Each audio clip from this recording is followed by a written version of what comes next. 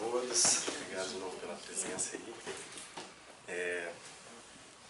A gente teve essa semana de aulas do Marcos Paulos, né, sobre basicamente pagamentos, né, os assuntos relativos às fintechs de pagamento e tal. Então hoje a gente retoma um pouco aquilo que a gente tinha começado já naquela primeira aula do curso, só para revisar aqueles primeiros pontos, que são conceitos até que são interessantes de serem fixados, aquelas ferramentas e tal de análise, e a gente finaliza, né, faltavam ali duas espécies, dois tipos de posições financeiras que a gente não viu, as líquidas e as lastreadas, e enfim, finaliza com os comentários gerais aí sobre como que o sistema financeiro está se organizando, como que as fintechs entram, né, vamos dizer assim, esse ambiente, né, da evolução do sistema financeiro e como que isso se conecta com o que a gente está vendo aqui de transferência de risco e tal. Então passamos em seguida à próxima aula, a aula das fintechs de crédito, né, olhando o caso da Fairplace, etc. Então vamos lá. Questão dos objetivos, né, nessa aula aqui a gente tinha se dedicado, né, a dois objetivos principais, né, então reconhecer a função do direito, né, como o direito organiza ou permite aos agentes, né, fazerem determinadas coisas, essa é a função de determinadas coisas no mercado financeiro. A gente viu a questão da transferência de riscos como uma função mais expressiva, né, do direito, dos conceitos jurídicos, das técnicas jurídicas, contratos, etc., dentro das operações do mercado financeiro, do funcionamento do mercado financeiro.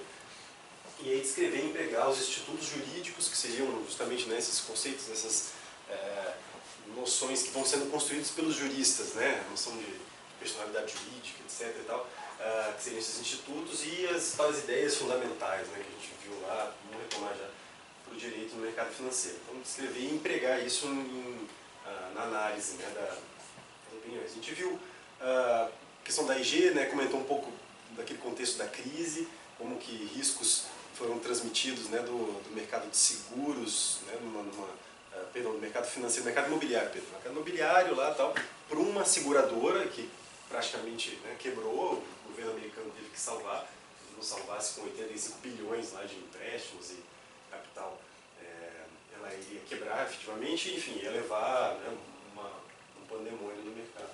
Como isso aconteceu no mercado brasileiro também, né, com a Sadia, a Aracruz, duas empresas que não teriam nada a ver com o mercado financeiro, que foram contaminadas por meio das operações que elas estavam fazendo, no mercado de derivativos, envolvendo câmbio, né, envolvendo derivativos cambiais. Então foram pegas de surpresa, né, mas foram pegas de calças curtas, no momento em que houve a desvalorização abrupta do real, em 2018 e tal. Isso para a gente entender a questão da transferência de risco, como que o risco, né, vai circulando dentro da economia, né, e o papel central que o mercado financeiro, as instituições do mercado financeiro têm nessa questão.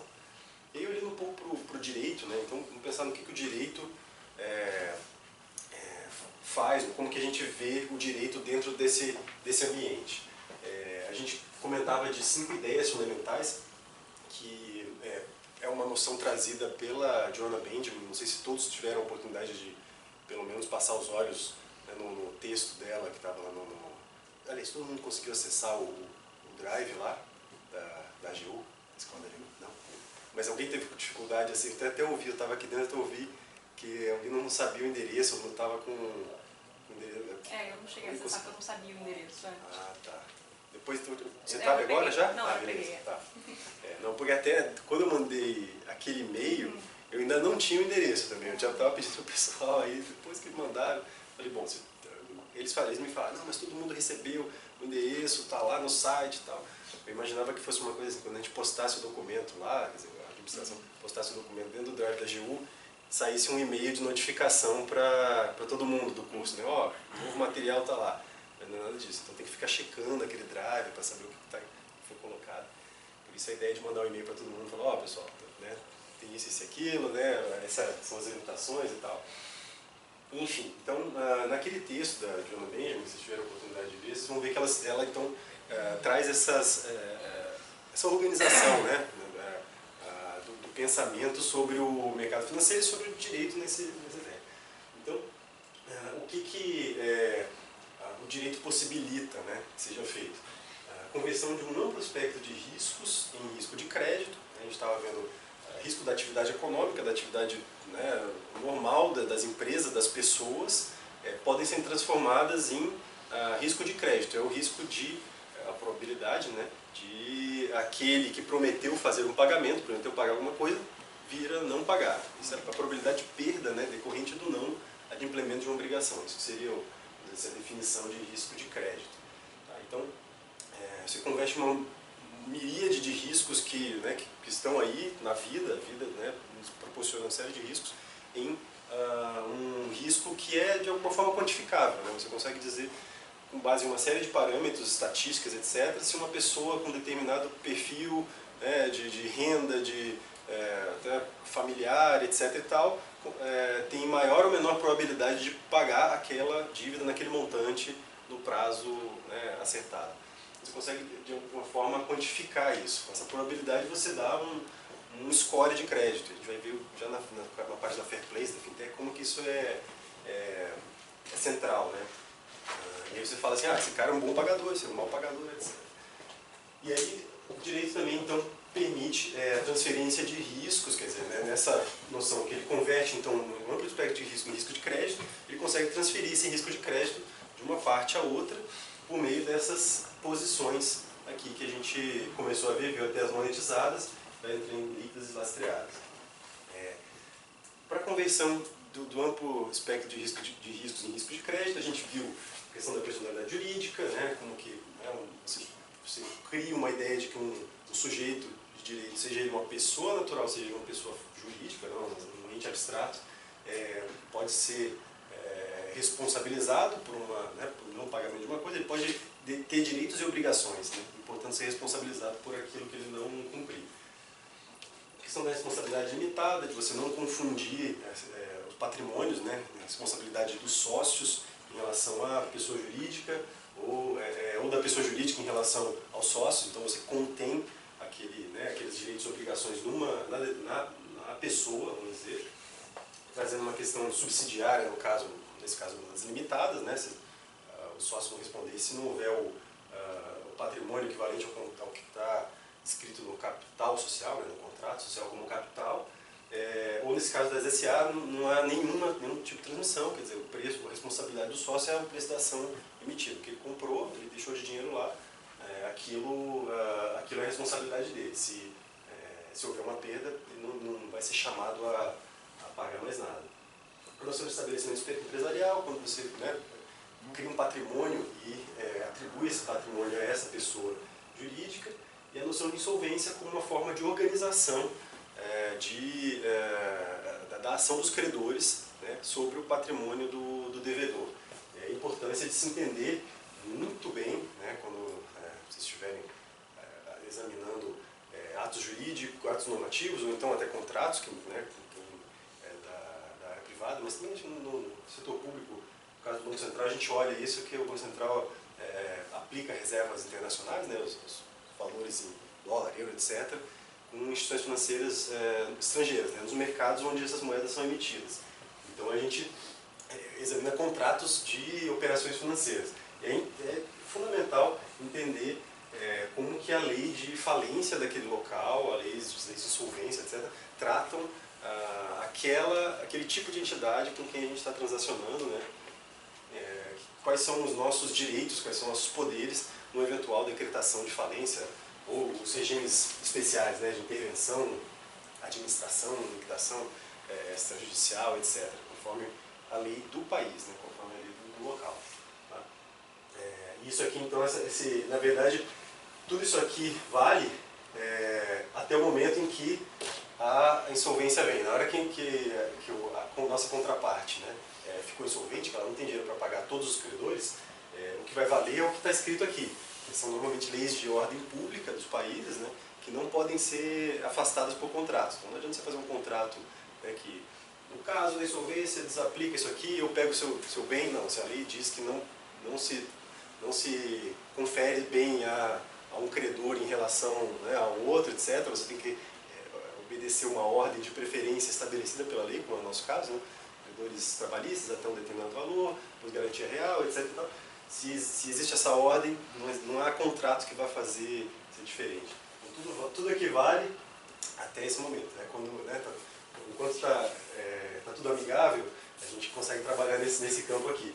Quando a empresa quebra, a gente tem que se preocupar com isso aqui. Então, no final das contas, a gente tem, o nosso limite é isso aqui. A gente tem que entender muito bem as leis de falência, etc. Vamos lá, então. Então, vimos posições financeiras simples. Alguém se lembra do que seria?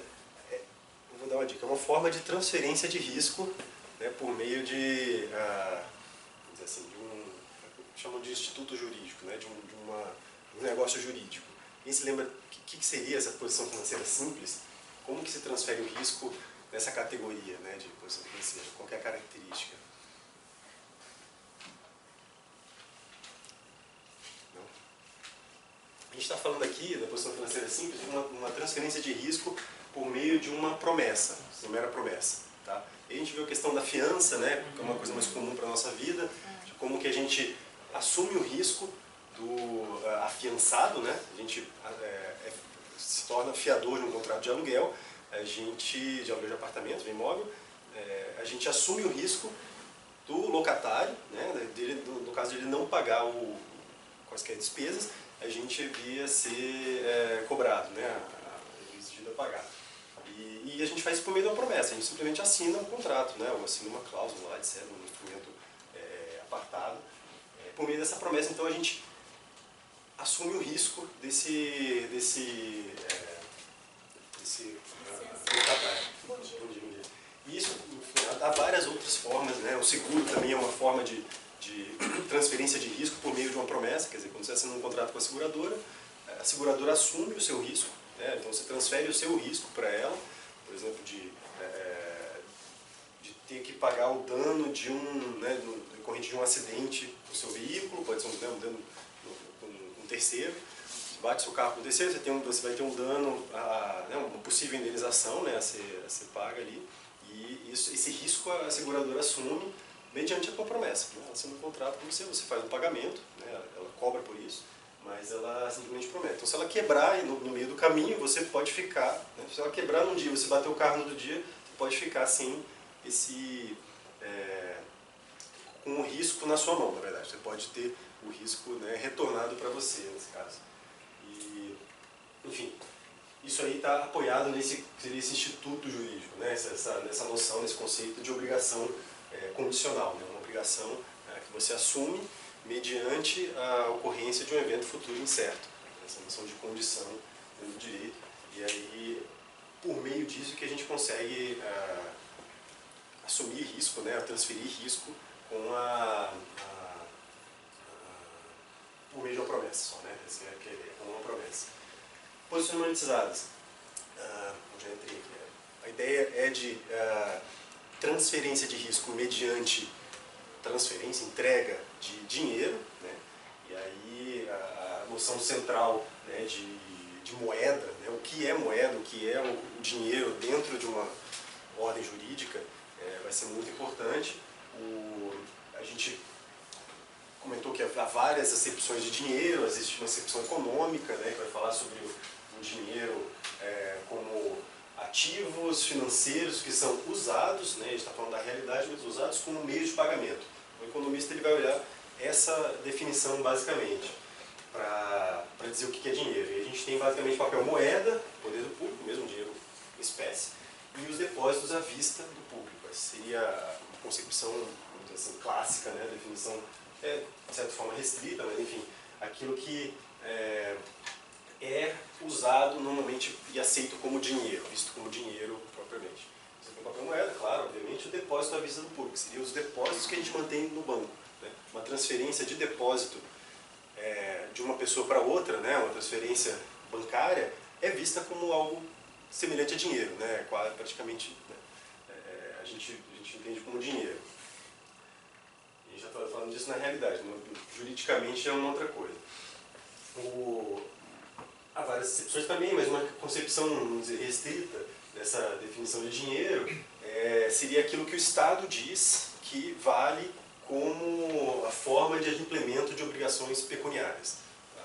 Então, o Estado estabelece em lei que tal moeda, no nosso caso o real, é aceito e deve ser aceito como moeda de curso legal, etc. no país, o que significa que ela é a moeda oficial, ela deve ser aceita por todos para o implemento de obrigações pecuniárias. As obrigações que são saldadas, são liquidadas em dinheiro, então devem ser feitas, devem ser liquidadas por meio dessa moeda que foi escolhida por esse Estado. Enfim, como eu falei, concepções sociológicas é outro tipo, né? Há relações em que as pessoas trocam moedas, que elas acham que são moedas, né? Elas entendem como sendo moedas, mas que não seriam isso que o Estado está dizendo. E a gente ficou comentando um tempão, né? Ficou batendo um papo sobre as criptomoedas. A gente vai falar um pouco disso mais para o final do curso, onde a gente fala de novas tecnologias, etc. Mas o que a gente tem ali é basicamente dação em pagamento. A gente pode ter algum tipo de negócio jurídico que faz saldar, né, uma obrigação pecuniária, não necessariamente com uma moeda estabelecida oficialmente, mas com um bem, né, não dá para dizer que não seja um bem, um ativo, etc., que as partes convencionaram como aceitável, né, nessa transação. Pode falar também dação em pagamento ou própria troca, né, se a gente está falando de bem por bem, né, vamos dizer, eu pago em Bitcoin um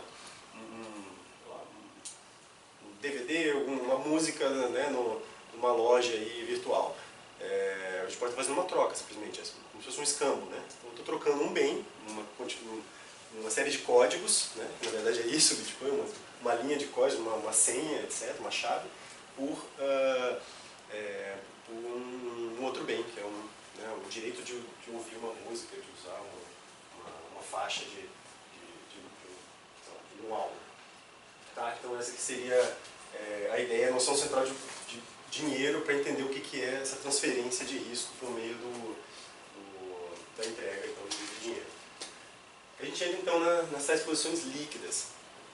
Aqui há uma outra forma de transferir risco, só que por meio da compensação. Eu estou falando da compensação mesmo no Código Civil, no qual, por meio da qual, né, duas obrigações, né, de líquidas, né, vencidas, etc., de valores, na verdade não é assim que a gente deveria falar, que a obrigação de maior valor, ela é saldada até o montante da obrigação de menor valor, seria mais ou menos isso.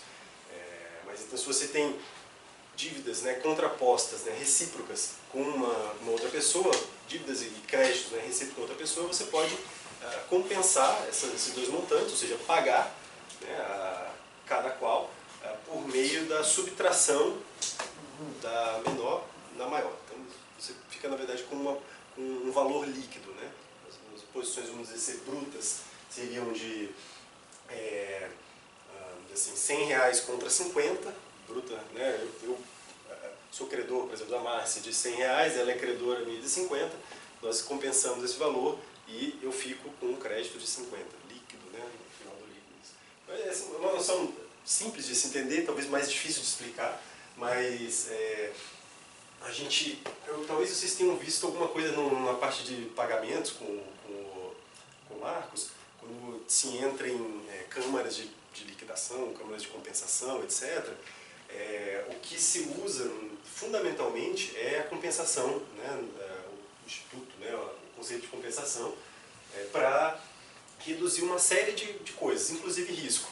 Então você tem uma situação inicial dessa forma aqui, você tem uma contraparte, né, aqui, contraparte A, contraparte B, contraparte C e contraparte D, cada uma, digamos, atuando no mercado, né, e tendo obrigações e créditos recíprocos, dívidas e créditos recíprocos entre elas. Essa é a situação inicial. Então, né, diariamente elas têm que fazer pagamentos múltiplos para cada qual, e isso gera um risco operacional, né, de você ter uma série de operações que precisam ser realizadas num determinado momento e aquilo pode falhar, né, de um lado ou de outro. Então existe uma questão operacional a ser resolvida, existe uma questão de custo também, né? Claro que cada transação dessa tem um certo custo administrativo, né, interno da coisa, ou então custo bancário mesmo, se esses contrapartes têm que fazer transferências bancárias, elas podem ter que pagar uma tarifa para o banco, ou um tipo de remuneração. E também um risco de crédito aqui meio misturado, né? Então você tem contraparte A com o risco de a contraparte B não pagar um determinado valor num determinado momento, e a B, né? A B também e tal, então ela tem risco aqui, está assumindo risco de 3 aqui, né, nesse momento. E sucessivamente, todo mundo está assumindo risco de 3 aqui. Se você consegue condensar isso aqui em uma outra entidade, vamos dizer, né, que normalmente é uma entidade sólida, bem mais sólida que bancos, etc. e tal, e que faz essa gestão dos pagamentos, inclusive a compensação das obrigações, você passa a ter risco só dessa contraparte central. Então, de uma certa maneira, o risco diminui.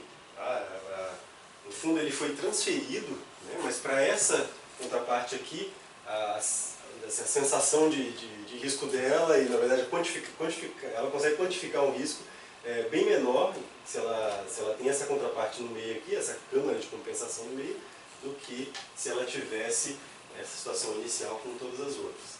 Tá?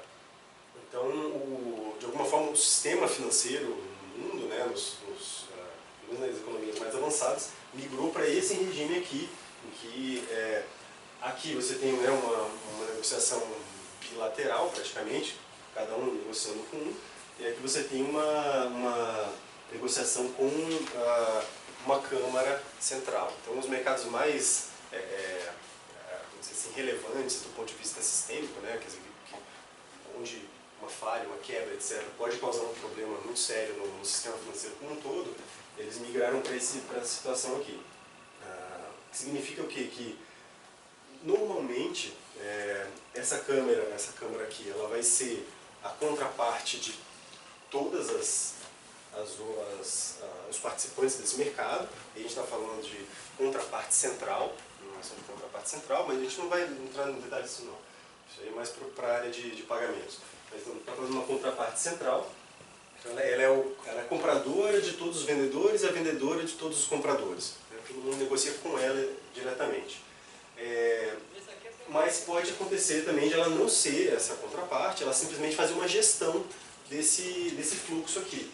Então o que ela faz é basicamente a contabilidade das transações, para saber que a contraparte A, que teria que pagar, digamos, 50 para esse aqui, 50 para esse aqui, 50 para esse aqui, depois receber 30 desse aqui, 20 desse aqui, no final das contas vai ter que pagar 10 só para essa central aqui, certo? E essa central aqui é que vai fazer os outros pagamentos conforme o resultado da compensação, né, de todas essas transações. Né? Porque no final das contas todo mundo vai, na verdade, direcionar recursos e receber recursos dessa central aqui. Aonde funciona essa Câmara? Aqui no Brasil.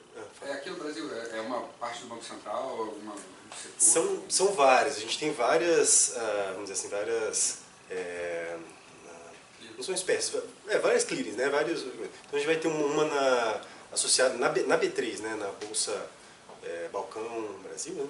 Na B3. Você vai ter uma câmara para derivativos, uma câmara para o mercado de ações mesmo, e outra câmara, se não me engano, para câmbio. Posso estar enganado, mas são mais de uma câmara. No Banco Central você tem uma estrutura semelhante. O sistema de transferência de TED, esse tipo de coisa, tem uma outra, entendeu? Tem uma câmara para o sistema de cheques, de pagamento de cheques, com várias câmaras que atuam nesses mercados setorizados. E aí, como eu falei, existem vantagens operacionais, né, vantagens para o fluxo das obrigações, etc., e custos, né, e vantagens assim, de crédito, né, de você concentrar o risco de crédito numa instituição. Enfim, isso tem implicações aí de prudenciais, etc., né, de questão de risco sistêmico, tanto que essas câmaras, por serem muito sólidas, reconhecidas como, né, entidades muito seguras, etc., bem mais seguras que os bancos, porque elas não tomam risco nesse sentido de, né, querer aplicar recursos, investir em mercados, etc. Elas estão ali só para fazer esse papel de compensação e dar segurança mesmo para o mercado. Aí elas foram vistas depois da crise como algo, um porto seguro para todas as transações. E quiseram, então, fizeram de fato, né, por meio de regulação, recomendações, colocar muito mais operações, né, arriscadas, do ponto de vista até, nessas câmaras. Então, começaram a colocar uma série de derivativos, etc., obrigar, né, as instituições financeiras a transferirem os seus contratos, que eram bilaterais, né, entre elas, para um sistema de câmara de compensação. Nesse caso, a gente está falando de contraparte central mesmo. Então, migrar esse mercado para dentro de uma contraparte central. E, enfim, há vantagens e há desvantagens. Uma obrigação das instituições financeiras migrarem para essas câmaras. Exatamente. Existe. Não são todas, né, as operações, vamos dizer. Então, a gente falando de derivativos. Então, existem mercados onde isso já existe, né, já está colocado. No Brasil, por exemplo, existem também mercados onde isso já está colocado. Então, de uma forma geral, aqui no país a gente tem coisa de 90 e poucos % das operações, falando de derivativos, né, com derivativos dentro de contrapartes centrais. Então, a gente está falando da B3 mesmo, antes era BMF e Bovespa. Então, antes era BMF, então BMF está na B3. Então, 90% das operações estão lá, são feitas por meio desse sistema. Os outros 10 são bilaterais, são contratos entre instituições financeiras, vou dizer contrato de gaveta, né, mas assim, são contratos, elas assinam, elas registram, não registram, etc. Na verdade tem que registrar. Registram pelo menos na B3, na CETIP, né, que agora está pegando na B3, um sistema de registro razoavelmente público, né, pelo menos acessível pelo Banco Central. Então, dá um registro lá. Mas aquilo fica entre elas. E um pouco da ideia ali é que, às vezes, uma operação tão customizada, personalizada, né, para o risco que está sendo transferido entre as duas instituições, que não faz sentido você colocar numa instituição desse tipo aqui. E essa é um pouco a discussão do pós-crise, né? Peraí, então vocês estão migrando esses derivativos tudo por essas câmaras aqui, mas migrar derivativo é migrar risco, né? Você está colocando um contrato lá dentro, você está falando que ela vai ter que comprar e vender aquele ativo. Como a gente está vendo, esses ativos são, na verdade, formas de transferir risco, né? Então, peraí, que tipo de risco está indo lá para dentro? E, assim, se vocês forem, para quem trabalha, né, com mercado de bolsa, etc., você vê que tudo que está dentro de uma bolsa ou dentro de um mercado desse tipo é ultra padronizado. Assim, ele tem que ser padronizado para ter, pelo menos, comparabilidade de preço. Né? Então, se você pensar numa bolsa desse tipo de coisa, de antiguidades, né? Isso não existe, porque antiguidade cada peça tem a sua característica e provavelmente existem meia dúzia pelo mundo inteiro, né? Então você não tem como fazer uma bolsa desse tipo de coisa, porque você não tem os objetos não são comparáveis, né? Não tem características padronizadas de tal forma que são. Outra coisa é uma bolsa de automóveis zero. De repente você consegue fazer porque é tudo padronizado, é a mesma coisa, mesmas características, né? Muda às vezes um opcional ou outro, mas você consegue separar e padronizar, pensando dessa forma. E aí você tem as ações, né? Todos os valores mobiliários, tudo que são os ativos que são colocados em bolsa, eles são padronizados. Tem que ter uma padronização para você poder comparar o preço, né, de cada um daqueles valores mobiliários numa emissão. Por exemplo, uma emissão de ações de uma instituição, cada ação tem o mesmo pacote de direitos, benefícios e deveres, etc. Não existe uma ação, né, vai ter categorizações, mas assim, uma ação é de um jeito, a outra é do outro, a outra é de outro, é 1 milhão de ações, cada uma com uma característica, isso não é possível de ser transferido para uma bolsa. Um pouco da ideia nessa questão da Câmara é essa, que se você tiver um risco padronizado nesses instrumentos, a Câmara consegue gerir, porque se ela é compradora e vendedora de todos, ela consegue, num momento de crise, vender isso para alguém, né, e se distribuir o problema, né, dentro do mercado. Se aquilo é tão específico, aquele risco é tão específico para aquele instrumento, para uma coisa, ela acaba ficando com um problema na mão dela. As pessoas não vão conseguir precificar aquilo lá, não conseguem comparar com outro instrumento. E a gente está falando realmente de contratos derivativos, por exemplo, que um banco realizou com uma empresa, pode ser uma empresa agrícola, né, que a empresa agrícola tem um risco. Ela percebe que se não chover 50 milímetros no mês de fevereiro, ela historicamente tem uma perda de 100 milhões de dólares, por exemplo. Então ela faz um contrato com o banco, olha, vamos assinar aqui, se não chover 50 milímetros em fevereiro, você me paga 100 milhões, ou 80 milhões, sei lá o quê. E aí o banco, ok, vou tomar esse risco. E ele toma esse risco e ele já transfere para outra pessoa também, ele já vai vender esse risco para uma outra instituição que está querendo investir nesse risco, né, querendo tomar esse risco mediante remuneração, claro. Então, como esse risco é muito particular dessa situação da empresa, é difícil você encontrar outros contratos em quantidade, né, um mercado, como se fala, líquido, né, liquidez no mercado com as mesmas características, né, mês de fevereiro, 50 milímetros, pagar tantos milhões de dólares. Eu consigo encontrar isso no mercado? Não, provavelmente, se houver, vai haver um ou outro. Né. Então, essa falta de padronização dos instrumentos é que torna essa questão meio um tanto complicada, um tanto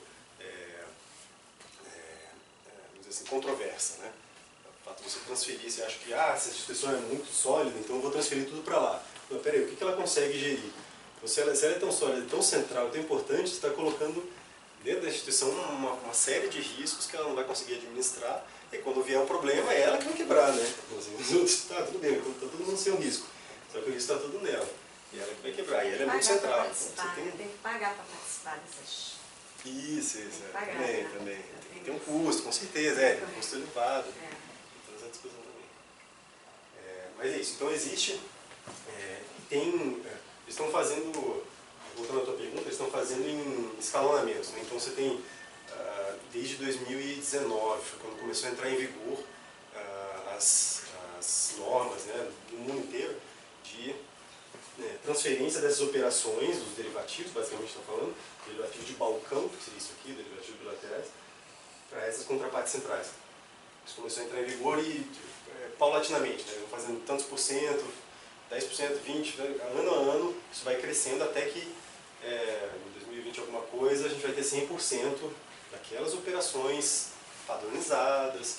A gente está falando assim, de derivativos cambiais, por exemplo, né, assim, contratos futuros de dólar, de euro, etc., das moedas em geral, alguma coisa sobre commodities, né, você tem algodão, café, coisa, que são razoavelmente padronizados. Né, você tem uma quantidade de café de um determinado arábica, sei lá o que, entregue em um mês e, sei, na moeda tal. Tem uma série de características super padronizadas, isso às vezes está só entre os bancos, está sendo realizado nas instituições financeiras, e falam, não, isso aqui está padronizado o suficiente, vamos colocar isso aqui, é um mercado líquido, vamos colocar isso aqui dentro da Câmara. Estou tentando fazer essa migração, essa transição. Enfim, mas o ponto aqui, basicamente, era da importância desse instituto aqui da compensação. Isso aqui tem sido feito, né, tem sido muito utilizado no mercado financeiro. Nessas instituições aqui, nesse diagrama, né, de você criar uma instituição central que vai fazer o gerenciamento dos pagamentos, fazendo uma compensação multilateral, né, e a gente está falando, né, o Código Civil está falando basicamente de parte a parte, né, aplicações recíprocas, etc., está pensando em duas pessoas. E aqui a gente amplia isso para fazer valer entre mais pessoas. Então, cria-se um contrato contrato, vamos dizer assim, atípico, né, nesse sentido, para permitir essa compensação. E isso aqui, para quem mexe no mercado financeiro, já ouvi falar em acordos de netting, são também, às vezes só cláusulas, mas normalmente né, um contrato separado até, que permitem que uma instituição financeira que tenha um cliente, né, e a gente está falando só da compensação bilateral mesmo, possa estabelecer com aquele cliente a possibilidade de compensar uma série de dívidas e créditos recíprocos que eles têm. Então, aquele cliente tomou um empréstimo perante a instituição financeira, mas também tem investimentos na instituição financeira. Então, ela pode estabelecer com aquele cliente que, olha, num eventual problema aqui, a gente vai compensar o que você tem no investimento aqui com o que você me deve no empréstimo que eu te fiz, no financiamento que eu te fiz. Então isso fica dentro do contrato, é o que eles chamam de acordo de netting. A gente está falando da importância da falência, né? Dentro da nossa lei de falência tem uma processo de proteção também, de tal forma que no eventual, né, falência, liquidação extrajudicial, intervenção, etc., aquele crédito daquele que não faliu, né? Aquele crédito daquele que não faliu, não precisa ser habilitado por inteiro no procedimento falimentar, né? Ele vai ser habilitado só pelo líquido. Então, se houver crédito, ele vai ser habilitado. Se, na verdade, aquele que não faliu ficar devendo, né, ele vai ter que fazer um pagamento para a massa só isso. Então, existem leis, né, no Brasil que permitem que isso aconteça e tal. Se estiverem, a gente não vai entrar em detalhes dessas leis, mas se tiverem alguma necessidade, vocês me falam que eu te indico, eu indico direitinho onde estão os dispositivos. E por último, as tais posições lastreadas, tá? Que são formas de transferência de risco por meio de um instrumento. E aí a gente vai entrar numa série de noções aqui. Basicamente, isso se resume à coisificação das obrigações, né? A evolução do direito, né? A evolução dos sistemas jurídicos para transformar obrigações que, né, no início, né, numa acepção mais antiga do direito, na história do direito, as obrigações sempre foram pessoais, né? A assunção de um dever que uma pessoa realizava em relação a outra, e às vezes eram tão pessoais que, se fosse uma obrigação de pagamento, a pessoa podia ser escravizada e trabalhar de graça até que pagasse aquela dívida, etc. A gente sempre está falando ali talvez de Roma, né, uma coisa bem para trás. Do outro lado, você tinha o direito das coisas, né? Pessoas às vezes eram coisas também, mas enfim, você tinha os objetos, os imóveis, etc., que seguiam um outro regime, né? Então eles eram corporificados normalmente, eram materializados, e aquilo podia circular, né, de pessoa para pessoa. Então a coisa não ficava vinculada a uma pessoa, ela podia ser transferida, né, de uma pessoa para outra. É uma obrigação com vínculo pessoal aqui que a gente está falando. Na Idade Média, então, quando o comércio, né, vocês se lembram, começou a florescer, etc., havia uma necessidade de transferência basicamente de dinheiro, né, entre as várias localidades, né, os feudos, etc. e tal, as cidades começaram a nascer. Surgiu então a noção de título de crédito, né? Ali que se, né, criou a ideia de que um documento poderia conter uma obrigação, né? Ele era um documento com tais características que ele permitia que aquela obrigação sobrevivesse, né, com a mera transferência do documento. Então era na acepção de Vivante, né, para quem curte essas histórias comerciais aqui, o direito comercial logicamente, a acepção era o documento necessário para o exercício do direito literal e autônomo nele representado. A corporificação de uma obrigação, normalmente uma obrigação pecuniária mesmo, de pagar alguém, né? Alguém vai pagar a alguém, ou alguém tem o direito de receber uma importância, basicamente pela apresentação do documento. Tá? E aí, enfim, noções o valor da assinatura, das declarações cambiais, né? Cada assinatura do documento, né? Nesse título de crédito tinha um valor, um era aval, outro era o aceite, etc., toda aquela ideia. Isso permite, então, a transmissão, né, da obrigação, a obrigação que antes era personalíssima, passa a ser algo que está representado no documento e é facilmente reconhecível. Posteriormente, a gente está falando mais do século passado para cá, né, de 1950, 60 para cá. Esse documento, então, ele passa a ser desmaterializado, então hoje a gente tem, né, os títulos digitais ou escriturais, né, você não precisa de um documento físico, não precisa nada de físico para que se observe o efeito da transmissão da obrigação, ou para que se corporifique. Uma coisa desmaterializada, corporificar é complicado, mas para que se inclua, né, nesse documento o direito e a obrigação e que ele possa ser transmitido. E também uma noção de fungibilidade, no sentido de que uma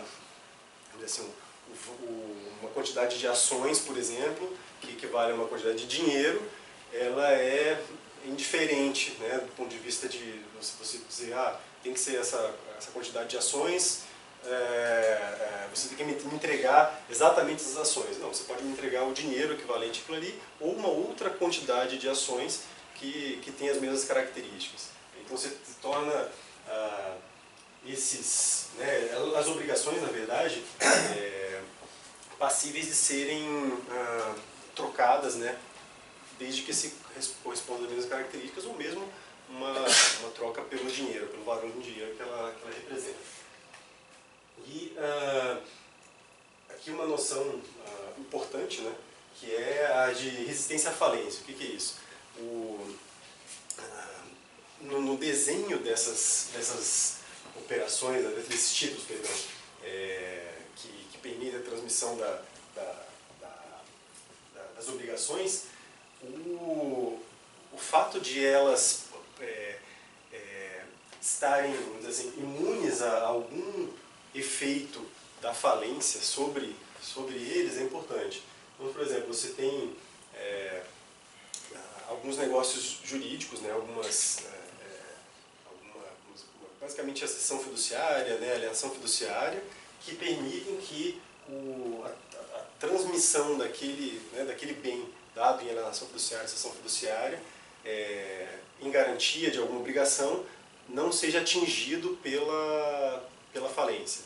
Então, porque antes você tinha uma obrigação pessoal, personalíssima, né, vinculada, né, a uma pessoa física, você vai coisificando, desmaterializando de tal forma que em algum momento aquela obrigação de alguém pagar a alguém fica imune até a um procedimento concursal.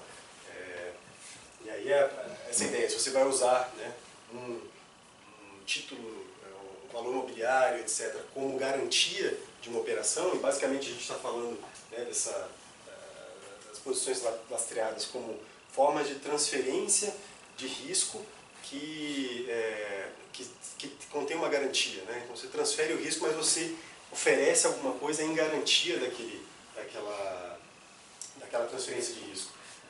O que a gente tem que olhar é se, no final das contas, daquela história que eu falei, no final das contas, essa transferência, essa garantia, ela resiste, ela é capaz de resistir à falência, à insolvência da contraparte, da parte que está entregando aquele bem, né, aqueles títulos na nossa. Se for uma entrega, como se diz, por um meio que não resista à falência, né, você pode ser obrigado a devolver esse valor mobiliário, esse bem, no momento da falência. E isso, né, e aí seu risco volta a existir. Você achava que você tinha um risco protegido por meio de uma garantia, e você volta a ter esse risco. Então a forma de transferência, de recepção, né, de recebimento desses títulos é muito importante. basicamente isso. Aí, uma referência bibliográfica para depois, se vocês quiserem entrar mais em detalhes aqui. E queria saber se existe alguma dúvida até esse ponto. Não? Beleza. Aí eu vou fazer um comentário rapidinho. Assim, o que a gente observa no sistema é que as instituições elas veem a transferência de risco, né, como uma função, né, essencial delas, e elas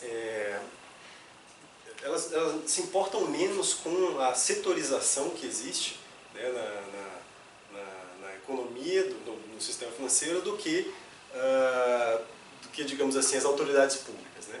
Porque o que elas estão querendo oferecer, né, para a sociedade, para os clientes delas, é uma solução de um problema, certo? Então, como a gente viu, há uma série de formas de você transferir risco entre as partes. É assim que o direito auxilia o mercado financeiro a funcionar. E, no fundo, assim, o que os agentes econômicos têm de necessidade, né, em relação ao sistema financeiro é, claro, dinheiro, né, e essa administração de risco. Tá? E, na verdade, o dinheiro, né, esse fluxo de dinheiro, ele é uma forma de se administrar risco também, é uma forma de gerir risco. Então, o oferecimento para uma instituição financeira de um produto de seguro, ou de derivativo, ou de uma outra coisa, pode ser indiferente para o empresário do ponto de vista da administração de risco dele. Então, naquele caso que a gente estava falando da empresa agrícola que sabe que se chover menos de 50 milímetros em fevereiro, ela pode ter uma perda de tantos milhões de... Tanto faz para ela fazer um seguro ou comprar um derivativo desse, contanto que, se ocorrer aquele evento, ela tenha realmente o seu prejuízo, vamos dizer, ressarcido, né? Ela tem esse 100 milhões de dólares de crédito, né? Isso acontece de tal forma que as instituições elas vão se montando em conglomerados, né? Então você tem um banco que, né, que funciona ali como um banco normal, começa, né, a colher depósitos do público, concede crédito, realiza pagamentos, etc. e tal, banco comum.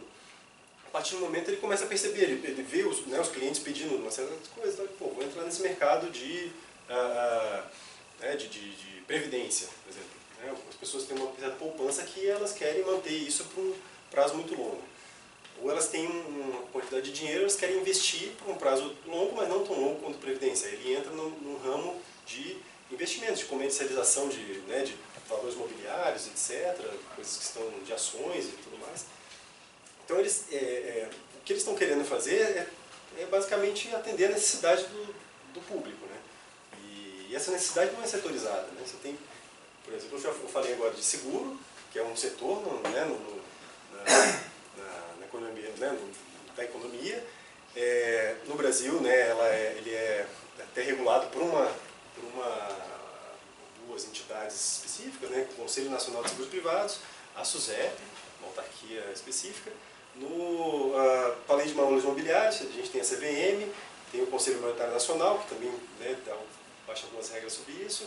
Falei de banco, você tem o Banco Central, você tem o Conselho Monetário Nacional, e Previdência, você tem a Previ, que atualmente, pode ser que isso mude e tal, mas também tem um Conselho Conselho Nacional de Previdência complementar, sei lá. Então, o setor público, o Estado se organizou por setores. Né? Falou, não, esse setor aqui vai ser cuidado de uma coisa, né? Mas as empresas elas não veem dessa forma, as instituições financeiras não veem dessa forma. Isso está acontecendo no mundo como um todo. Assim.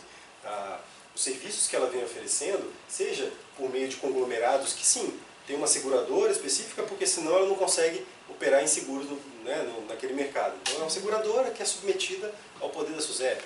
Ela tem uma entidade administradora de previdência que é submetida à Previc.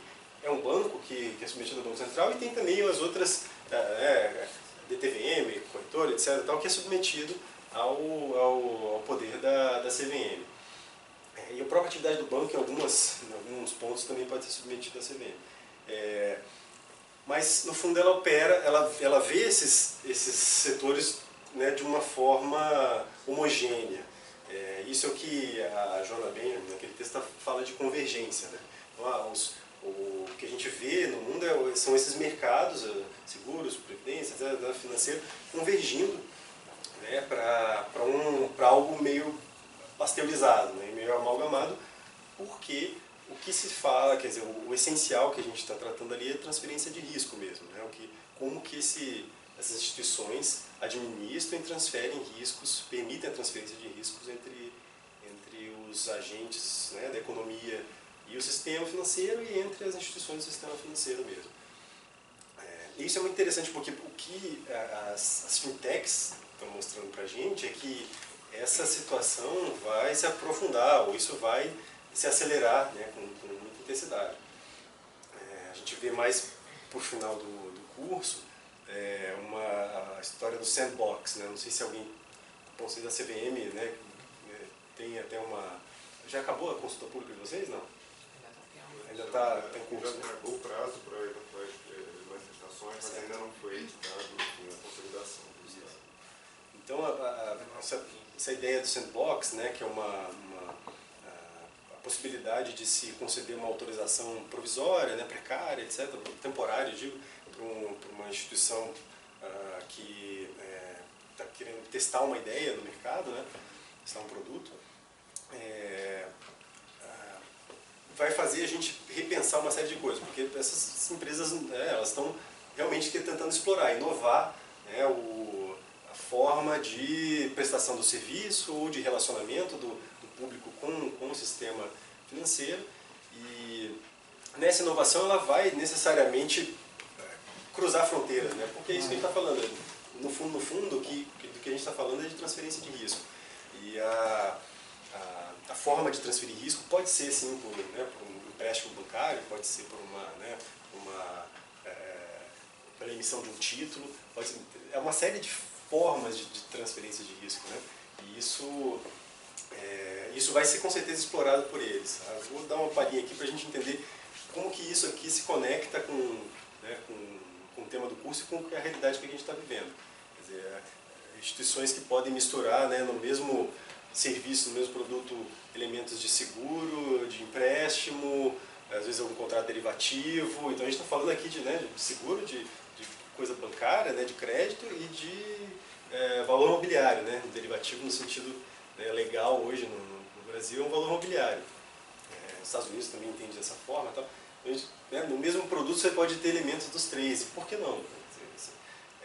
A gente setorizou, a gente fez leis dessa forma, a gente organizou dessa forma, mas o mundo está mudando, está mostrando para a gente que isso se mistura, que isso converge. Então tá. Querem fazer uma pausa agora, tomar uma água, alguma coisa assim, ou tocamos logo para a segunda parte, a parte da Fair Place e tal? Vamos tocar? Vamos embora.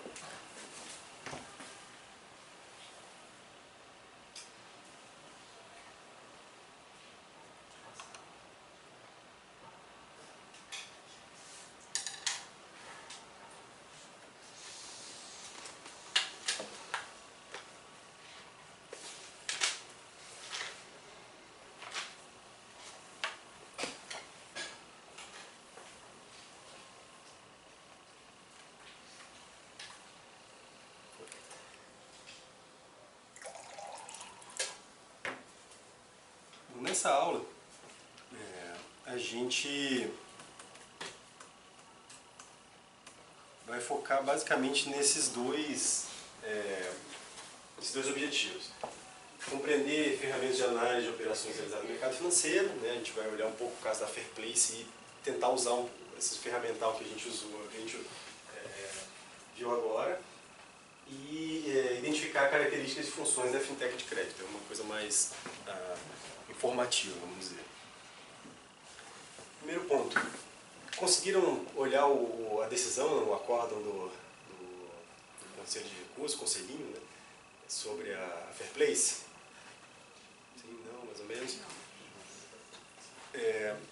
Quem pode dizer o que a Fair Place fazia? O que que ela era, né? Era uma plataforma de empréstimo entre pessoas, né? Ela fazia ponte entre pessoas que queriam emprestar dinheiro e pessoas que queriam tomar empréstimo. Perfeito. Perfeito. Como que ela operava? O que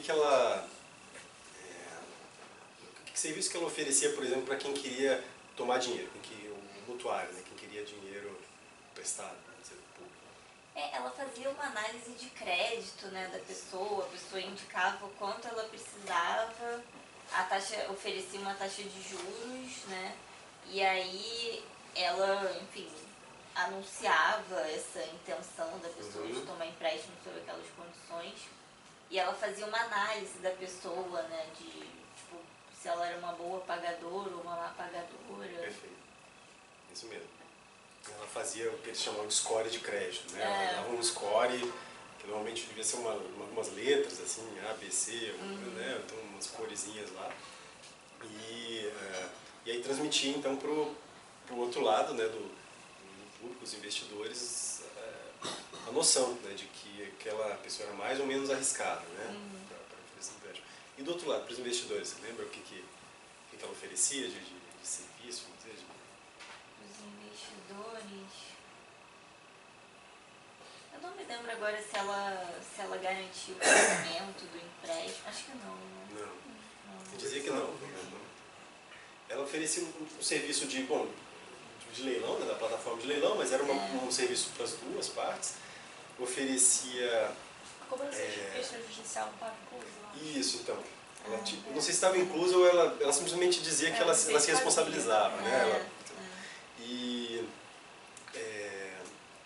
oferecia também o serviço de administração de pagamentos, né? Administração do fluxo que vinha do tomador. Né? O tomador, então, que também recebia esse serviço, né, de administração do fluxo. Quer dizer, o tomador não fazia o pagamento direto na conta do investidor.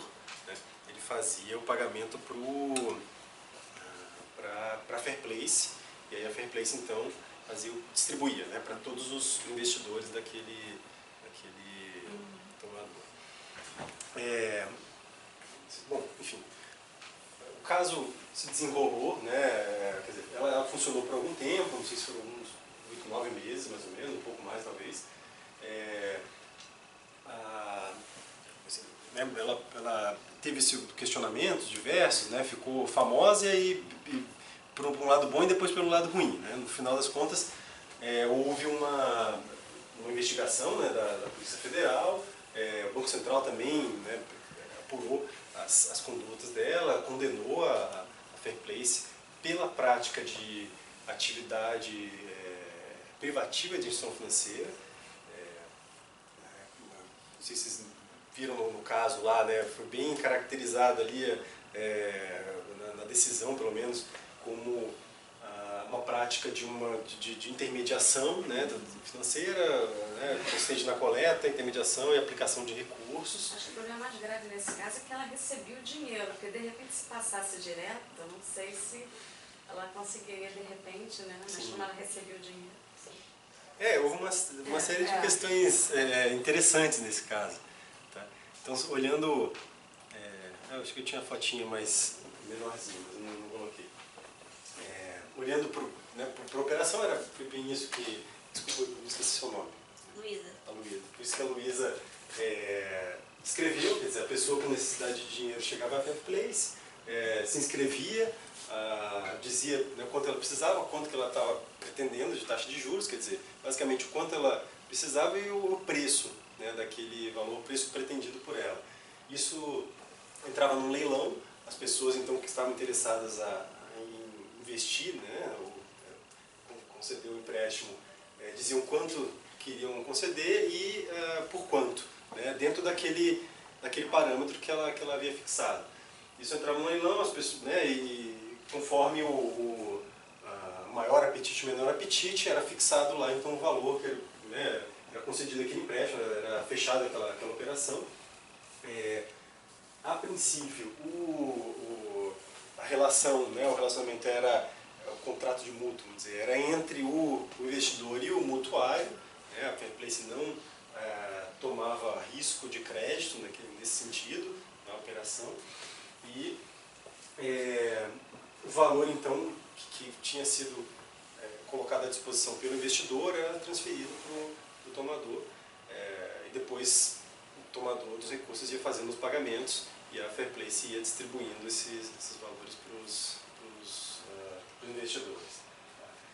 E aí ela cobrava remuneração de um lado e de outro. Né? O mutuante, né, o investidor, tinha direito a uma remuneração por aquela operação, mas ele também pagava uma remuneração para a Fairplace, por cada implemento lá, para cada pagamento que era feito, né, acho que era mensalmente, sabe? Havia uma taxinha que a Fairplace cobrava. Do lado do tomador, então ele tinha um valor que ele tinha que pagar do taxa de juros, do juro mesmo que ele tinha contratado na operação, isso ia para o investidor, mas ele também pagava um certo valor, se não me engano eram 5% ao ano, para a operação de um ano, e 8% por 2 anos, então é 4% ao ano mais ou menos, para operações de 2 anos. Então essa taxa também ia para a Fairplace. Vamos fazer o seguinte, eu fiz um desenho que eu acho que é mais fácil de a gente pensar sobre o caso desenhando. Então a gente tinha, né, voltando ao negócio, a gente tinha Fairplace no meio, investidores de um lado e tomadores do outro.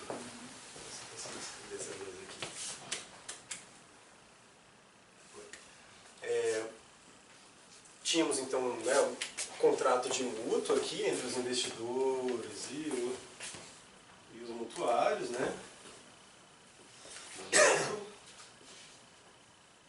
Onde por meio do qual era transferido o dinheiro. E aí a gente tem aquela posição monetizada, né? Posição financiada, etc. Então, pensando nessa posição financeira por meio do qual o risco foi transferido. De onde para onde o risco está indo? Você ligou um contrato de mútuo entre os investidores e os tomadores. O risco está indo de onde para onde? Tranquilo, né? Então, o mutuário tinha um risco, né? Tem um risco de crédito. E o investidor está assumindo, os investidores, né, coletivamente, que estão assumindo o risco desse mutuário. Então, o risco está indo de lá para cá. E, logicamente, eles assumem esse risco mediante uma remuneração. Né? Então, o risco está indo para lá, mas também está sendo... Né, o tomador também transfere uma remuneração para ele. Essa noção de... a gente tem uma noção central de finanças, né, de risco e retorno. Né? Então, quanto maior o risco, normalmente tem que ser maior o retorno. Né? Se não for, tem alguma coisa errada aqui. Assim, nesse contrato de mútuo existia uma garantia, previsão de garantia? Não, né? Eu me lembro que não, assim, que isso não está no caso, né, de fato, mas eu me lembro que não, que na verdade essas plataformas elas são uma coisa para facilitar basicamente a vida desse cara aqui, né? Quer dizer, se for exigir garantia, uma série de coisas, ele vai para o banco, né, que o banco já exige isso dele. Ou essas fintechs de crédito elas estão tentando quebrar com alguns paradigmas do sistema tradicional, do sistema bancário, etc. E ampliar normalmente o acesso ao crédito, né, acesso a uma série de coisas. E a garantia é um desses entraves. Né? Se você tem imóvel, fiança, etc., normalmente, né, você não precisa vir para esse sistema aqui. Você pode ir no banco conseguir o crédito, vai ser mais ou menos barato, depende da negociação com o banco, mas você consegue. Mas quem não tem isso aí realmente fica sem, né? Não tem acesso ao crédito. Muito bem, então eles não tinha nenhuma... Né? Então aqui a gente tinha uma posição monetizada, né? Nesse caso aqui, e o sistema bancário normalmente trabalha com garantia. Ele faz por meio de uma posição lastreada, ele soluciona um pouco desse risco aqui. Ele fica com um pouco de risco, porque se ele solucionar tudo, ele vai perder também a remuneração. Né? Normalmente o risco, se desaparece o risco, precisa de remuneração. Mas ele soluciona esse risco de alguma forma, exigindo alguma garantia. Nesse caso, um imóvel, um automóvel. Então, se ele está concedendo um financiamento para a compra do automóvel, ou até do imóvel, ele pega aquele imóvel, aquele automóvel com uma alienação fiduciária, aí assim ele resolve um pouco do risco dele, não é tudo, e vai por aí. Entre a Fair Place, então, e os tomadores, a gente tinha aqui um contrato, vamos dizer assim, de administração, né, de pagamentos, um contrato atípico, tá? Mas assim, eles faziam uma amálgama de contratos, de obrigações, etc. Então, assim, a gente pode falar em serviço, né? Tinha um serviço aqui de administração de pagamentos, tinha um serviço de avaliação de risco, né? que gerava um score de crédito e tal. E para isso, né, para esses serviços, ela cobrava também, vou botar o vermelho para o vermelho deles. Ela cobrava uma remuneração do tomador, né, por causa desses serviços aqui. Era uma remuneração que era muito pequenininha, que era um percentual do montante emprestado, né, do valor emprestado. Se não me engano, ele era até embutido no valor da operação, alguma coisa assim. Mas isso não vem tanto ao caso, não. Nesse lado de cá, havia vamos dizer assim, um contrato parecido também, né, com serviços parecidos, né, de administração de pagamentos.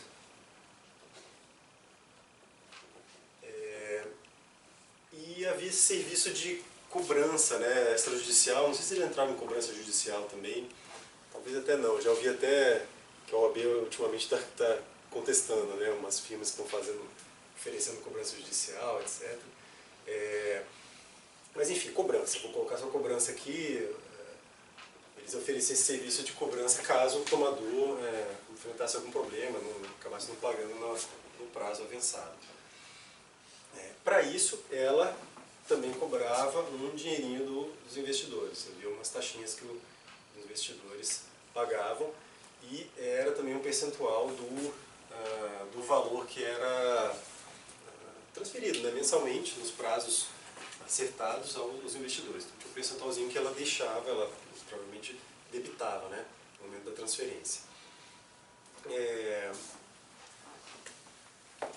Não sei se alguém percebeu que havia um comentário, acho que dentro do acordo, né, há um detalhe lá de uma pergunta que teria sido feita no FAQ, eles mencionam isso, né, sobre a taxa de juros. O que é falado lá? Era questão de 2%? Isso. Que era acima dos juros legal permitido. Aí eles falam que eles que assumem a Fair Play, você fala que esse 1% a mais, né, ela que assume, ela que pagava, na verdade, para o investidor. Exatamente. E aí, isso foi uma das bases para ela ser condenada, porque ela assume que tinha interferência ali na transação. Então, assim, esse foi ela pecou um pouco aí. E vamos olhar essa questão do risco. Então, a Fair Place, né, na descrição do caso, fala que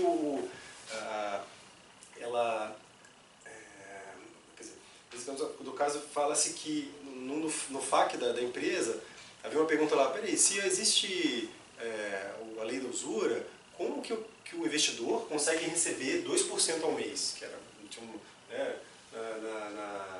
um juro lá, que eu acho que não sei se era o padrão, o normal das operações. Como consigo receber 2% ao mês? Não deveria estar limitado a 1% ao mês? E a explicação até no FAQ, olha, não, realmente isso aí existe a lei da usura, né, o contrato de mútuo aqui vai ter como remuneração 1% ao mês, né, respeitando, portanto, a lei da usura, porque o investidor não é instituição financeira, né, nesse caso a gente estava falando realmente de pessoas físicas, né, mas pessoas não financeiras, e o tomador obviamente não é, então tudo bem. Portanto, a gente está limitado à lei da usura, de 1% ao mês. Mas como é que eu faço? Como é que eu recebo 2%? Nesse caso, a Fair Place, uma vez que ela recebe, né, tarifas pela prestação do serviço, ela usa do seu capital para pagar 1%, né, o outro 1% que está faltando nessa equação aqui ao mês. Então no final das contas, esse contrato aqui de administração de pagamentos e cobrança, ele também tinha alguma coisa incluída a mais ali, porque tem uma remuneração aqui, né? De onde que vem essa remuneração? Quer dizer, então, o que a gente, né, visualiza aí? Existia algum serviço? Então, né, você pode pensar no crédito como serviço, né? Então, existia alguma coisa aí que estava sendo negociada entre o investidor e Fair Place que dava direito a essa remuneração. Tudo bem, então o que o investidor está esperando no final das contas, né, é a todo final do mês receber principal, né, o que for pago de principal, mais 2% de juros. Né. Mas ele só tem direito, do mutuário mesmo, ele só tem direito de cobrar 1%. Né, digamos que ele tivesse, quebrou, né, aquela situação da falência. Então o Fairplace quebrou e o mutuário não pagou. Ele vai cobrar de quem? Vai cobrar do mutuário, mas ele tem um contrato que diz só 1%, então ele só pode cobrar 1%. O outro por cento, então, é da Fairplace. Então a gente viu uma transferência de risco aqui, né? Quer dizer, ele assumiu um risco de quem? Não só do mutuário, ele assumiu um risco do mutuário de 1% e ele assumiu um risco, a Fairplace então passou um risco para ele, que consiste nisso, né? A probabilidade de, no prazo avançado, uma promessa não ser cumprida. A promessa de quê? A promessa de se pagar 1% ao mês. E aí, o investidor então estava concedendo crédito para a Fairplace? A Fairplace estava vendendo crédito ela mesma? Intermediando? Hã? Está intermediando? Pois essa aqui foi foi um dos pontos, né, delicados desse caso. Se vocês forem ver ali, o caso ele revolve um pouco sobre a Lei 4595, quer dizer, muito, né, sobre a Lei 4595, artigo 17 da lei, que fala sobre dá uma definição de instituição financeira, é uma definição bem ampla, bem controversa até, e que tem alguns elementos, né, de coleta, né, então a instituição financeira é aquela que faz, que realiza a coleta, aplicação, coleta, intermediação e aplicação de recursos. Fala ali de custódia, não sei o que, guarda de valores, etc. Mas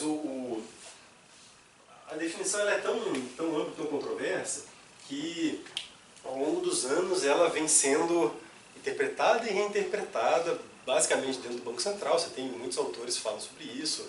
Eu recomendaria nesse ponto o Eduardo Salomão como uma boa referência. Ele examina, né, essa definição acho que com mais maestria que outros autores. E aí no Banco Central então, você tem centenas de pareceres examinando essa definição. Que basicamente se extrai daí é que está na decisão também. Vocês podem olhar lá. Nessa vamos dizer assim, nessa relação de serviços, né, de atividades da gestão financeira, coleta, intermediação e aplicação, você tem que ter habitualidade,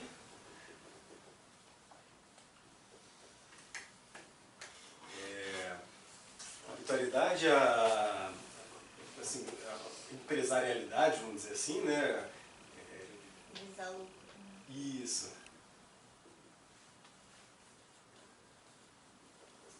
O lucro, né? O lucro como objetivo da atividade e que isso aqui, de alguma forma, resulte numa... Assim, também a oferta ao público, né?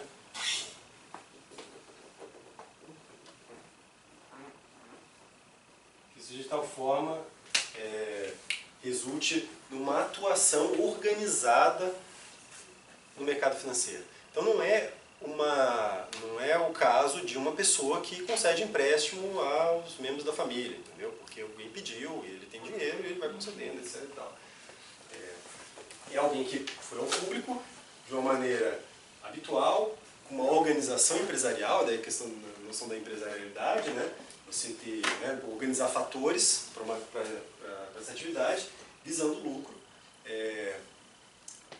pratica essas atividades aqui. Aí, enfim, o pessoal se deparou com isso, era a primeira fintech que existia, e vai haver críticos de todos os lados. Vai ter gente que diz, pô, não devia ter matado, devia ter feito outra coisa, ou vai ter outros que falam, não, é isso aí mesmo, eles podiam estar criando ali uma espécie de pirâmide, por quê? Porque eles garantiam isso aqui.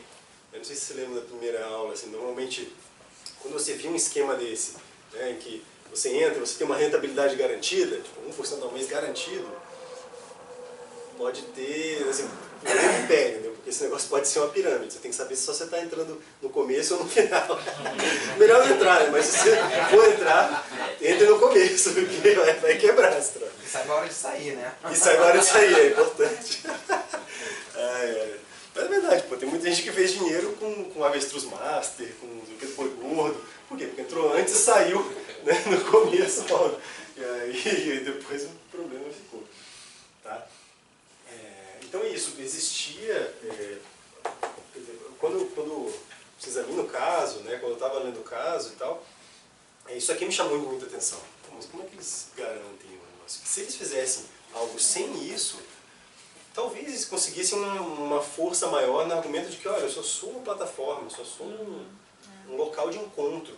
E aí, talvez além disso aqui tudo, né, administração de pagamento, cobrança, ou essa remuneração aqui, né, vou fazer de vermelho. Essa remuneração que ela cobra aqui do tomador e essa aqui do coisa, seria algo que poderia ser, assim, classificado, né, ou conceituado como corretagem. Ela está ali, ela aproxima as partes e as partes celebram um contrato e ela cobra uma comissão dos dois lados. Por exemplo, podia fazer uma comissão de um lado só do tomador. Enfim, ela cobra a comissão dos dois lados. Teria que ter E o resto limitação, seria... desculpa interromper, teria que ter a limitação dos juros, né? Do tomador do investidor. A usura. A diz? usura. Isso, justo. Teria que ter. Justo. Então, Senão seria chantagem. o problema foi esse 1% a mais. Porque se ela cobrasse só a administração pelo pagamento ou a avaliação pelo risco e não repassasse esses valores para o investidor, estaria o quê? Essa é uma pergunta que fica no ar. Essa... Porque isso não, né, a gente não enfrentou um caso desse, para saber se a interpretação seria a mesma. Seja do Banco Central, e a gente está falando aqui de 2010, né? Acho que esse caso ocorreu em 2010, antes da lei dos arranjos de pagamento até, né? Das instituições de pagamento, arranjos de pagamento. Muito antes da resolução 4656, que a gente vai ver, que trata das fintechs de crédito. É algo que, talvez, eu digo assim, que a posição dela seria mais forte. Como em direito a gente não tem nada muito certo, a posição da Fairplay seria mais forte naquele momento, dentro daquele ambiente jurídico, daquele sistema, cenário, né? daquele cenário, ela teria uma posição mais forte. Se é suficiente ou não, aí é só história mesmo para julgar. E mesmo no caso da remuneração via corretagem, ficaria semelhante a uma corretora propriamente dita, né? Que aí acabaria tendo que ter a regulação também de CVM, etc. Banco Central, etc. Pois é. A gente pode chegar, bom, você está fazendo corretagem e entrando nessa intermediação que não é bem, né, você tomar o recurso para aplicar, isso é uma intermediação mais restrita, né, um conceito mais restrito de intermediação, captar para aplicar, né, como o banco faz, ele capta nossos depósitos, CDB, etc, não sei o quê, e aplica, ele dá crédito para quem está precisando. Ela não faria isso, ela está fazendo só corretagem, mas é uma intermediação no sentido mais amplo, né? Porque nesse caso o investidor ele escolhe, né, para quem ele quer emprestar o dinheiro. Então entendo também que seria mais uma corretagem. Eu fiquei curiosa sobre essa questão, se o investidor escolheu ou não, porque ele diz que ele tinha um esquema para minimizar o risco, que, assim, se o tomador A, ele pensava de R$2.000, o investidor A, ele tinha R$2.000, mas ele não pegava o dinheiro total do investidor A e distribuía para o tomador A. Ele pegava, assim, 1.000 do investidor A e 1.000 do investidor B e dava para o tomador A. Então, assim, ele fazia essa mitigação ainda do risco. Então, assim, eu acho uma intermediação, porque não era nem o investidor que escolhia. Ele, para diminuir o risco da pessoa, do investidor, para ficar mais atrativo, ele quebrava aquele valor ali e distribuía entre os investidores. Eu, pelo menos, eu achei esse o ponto principal até, apesar da decisão não falar muito sobre isso. Para mim, o que mais me chamou a atenção na questão da intermediação foi isso. Não foi nem 1%, porque eu acho que esse 1%, na verdade, eles colocaram essa resposta assim mais para fugir da ilegalidade. Isso, né? Eu acho que foi uma resposta assim do serviço de atendimento ao cliente, mas assim, para tentar disfarçar que é um negócio ilegal, não estamos cumprindo a lei. Mas, assim, no contrato podia até ter uma coisa assim, meio que o tomador que era responsável pelos 2%, mas maquiaram isso de alguma forma. Então, mas eu acho que a questão principal para mim economicamente, com certeza, né? Quer dizer, financeiramente é o tomador que era responsável. Provavelmente, né? Eles falavam que é coisa de 5%, eu acho. E R$50 eu acho que para cadastramento no site. Isso, exatamente. Né? Aí, então devia sair daí, enfim. O problema é que eles estavam realmente usando o patrimônio próprio, né? Podiam até economicamente fazer assim, mas formalmente, o dinheiro saía da Fair Place Mas eu concordo com você, existem outros elementos aí interessantes. Esse aí não tinha me chamado tanta atenção, mas o fato dela fazer essa gestão, essa seleção, né, de portfólio, né, para o investidor. Na verdade, era muito grave pelo que você está falando, porque na verdade ela pegava o dinheiro do investidor, ficava com ele e depois repassava. Então é uma captação da população popular. Também tem isso, é verdade, então, verdade. É muito grave. Verdade. Ela pode até falar, não, eu só estava fazendo... Como é que ela ia fazer se ela some com aquele dinheiro que entrou na conta dela? Exatamente. E isso é um elemento importante também, porque algumas coisas que a gente está falando aqui vão ser objeto de preocupação. Na verdade, assim, a resolução 4656, né, do Conselho foi elaborada no Banco Central, assim como as resoluções em geral, né, sobre o sistema financeiro são elaboradas no Banco Central, passam por uma aprovação da diretoria colegiada e depois sobem para o Conselho Monetário Nacional, são submetidos ao Conselho para definição né, como ato normativo mesmo. Então foi elaborado no Banco Central muito com os olhos voltados para isso aqui, para o que deu errado aqui, o que existe de limitação jurídica, de problema jurídico, etc. Algumas coisas vocês vão dizer se foram resolvidas ou não, mas uma dessas é essa da fintech, aqui, né, da empresa, ficar com o dinheiro no caixa dela, né, vamos dizer, na conta dela, por mais ou menos tempo, etc. Existe até um limite de dias ali. Outro é essa questão da usura. E essa coisa da intermediação, do que é atividade de instituição financeira. Mas deve para julgar alguma coisa agora sobre capitalização de juros sem ser questão bancária. Eu não sei, comentaram comigo, mas eu estou... Não é do cartão de crédito, dos administradores de cartão de crédito? Depois eu comento com você, eu não sei o que é. Não sei se é coisa de casa própria, mas aí eu não sei. Eu vou tentar lembrar, depois eu te falo. Pois é, a gente ainda tem essas bolas cruzadas aí do judiciário, né? Porque de vez em quando surge uma decisão, você fica assim, meu Deus, que veio isso aí? E o pessoal, né, assim, interpreta 4595, as leis de funcionamento do sistema financeiro, a definição de gestão financeira de uma maneira que você fica ali tentando fazer encaixar no nosso arcabouço. Vocês estão falando dentro do Banco Central, né? A gente fica ali dentro.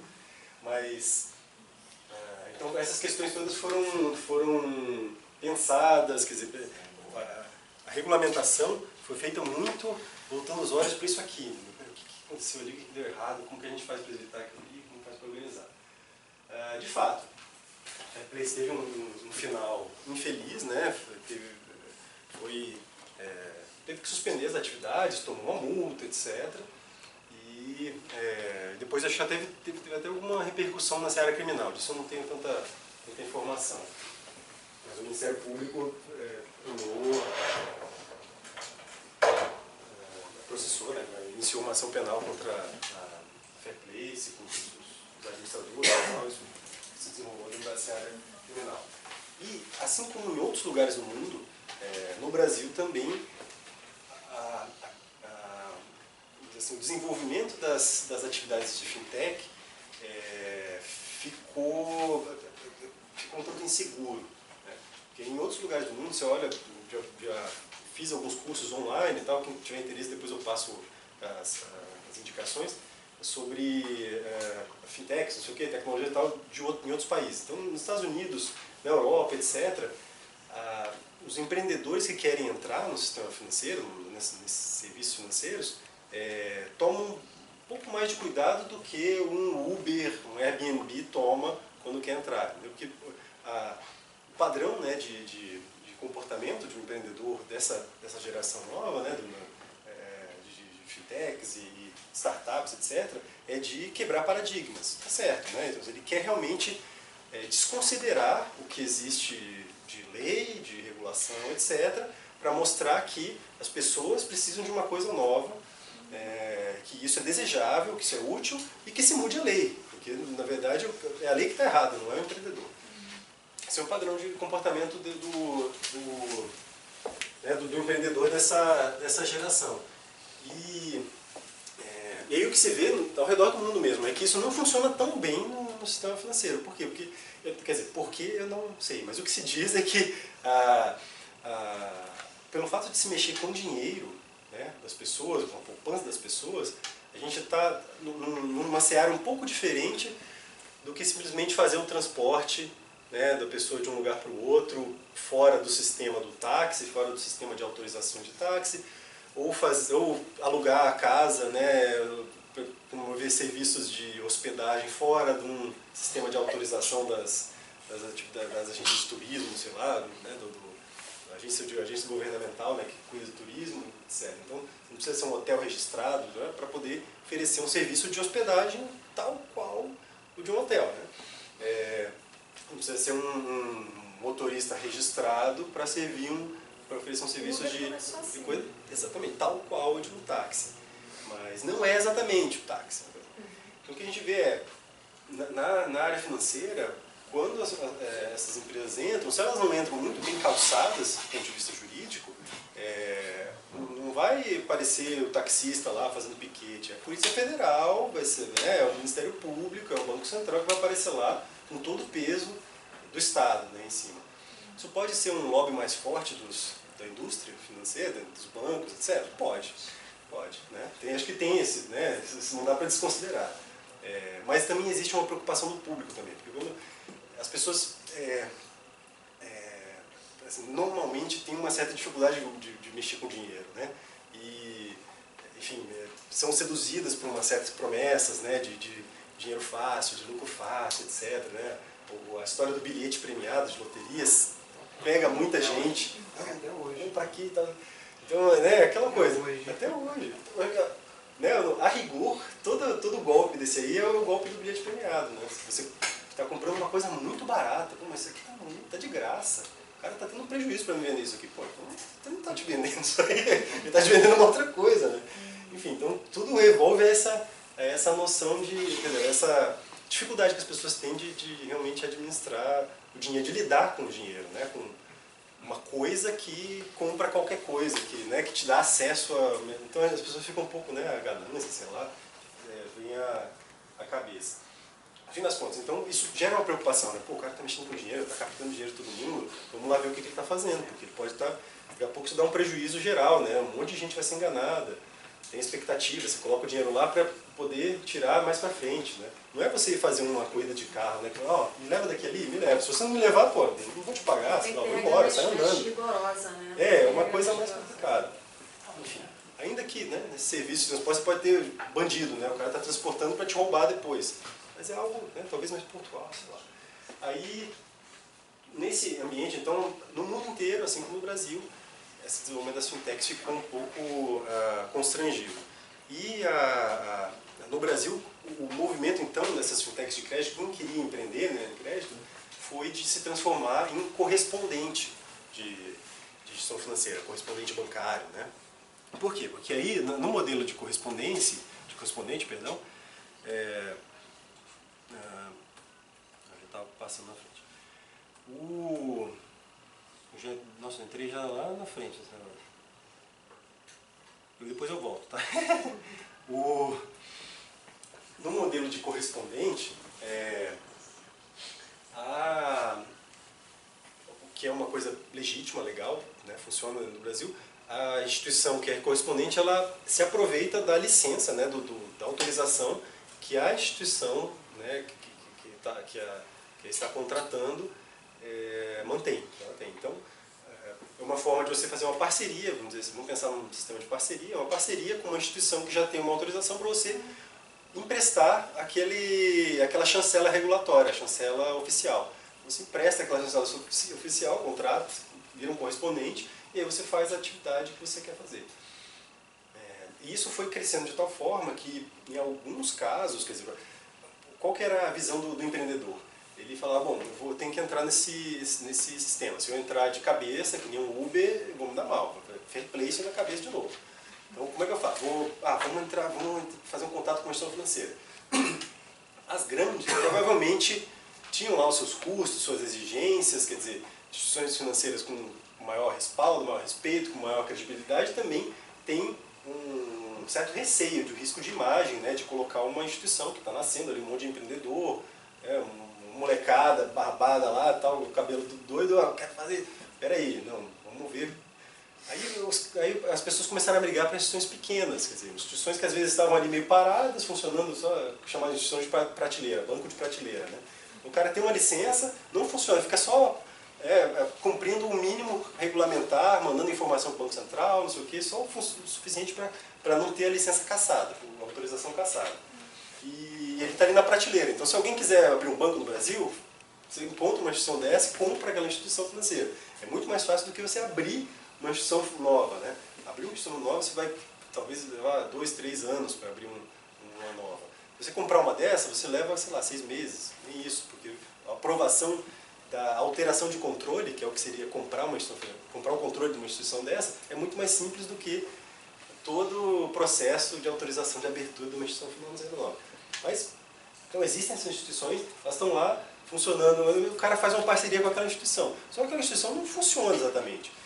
Quem vai funcionar é o correspondente. Então, o que a gente viu foram aberrações, né, de certa forma, no sistema, de o correspondente ter um balanço gigantesco, né, quer dizer, ter operações de crédito em volume muito superiores ao da instituição ao qual ele está vinculada. Uma coisa, né, o correspondente normalmente era para dar mais capilaridade para a instituição financeira, para atingir um mercado ou outro que ela não consegue, né, uma localidade.